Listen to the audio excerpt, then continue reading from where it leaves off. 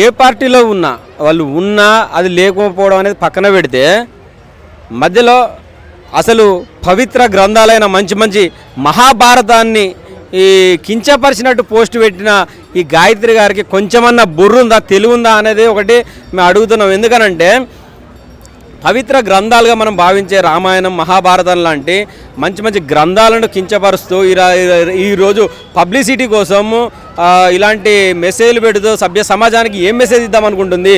ఇప్పుడు అలాంటి ఆమె గతంలో అమ్మాయిలపైన రేపులు జరిగినప్పుడు మర్డర్లు జరిగినప్పుడు అనేక సమస్యలు ఉన్నప్పుడు స్పందించని ఈమె ఈరోజు ఇట్లాంటి పోస్టులు పెట్టడం అనేది ఇంతవరకు అది కరెక్ట్ అని ఒకసారి ఆమె ఆలోచించుకోవాలి.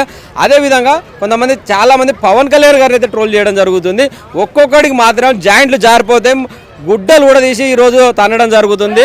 మొత్తం ప్యాంటు తడిసిపోతుంది. పవన్ కళ్యాణ్ జోలికి వస్తే పక్కా చెప్తున్నా అండి, ఎవడు అనుండని ఆడు ఎవడన్నా కానీ అండి పవన్ కళ్యాణ్ జోలికి వస్తే పక్కా జాయింట్లు జారిపోతాయి అని చెప్తాను. హెల్మెట్ రాలిపోతాయి.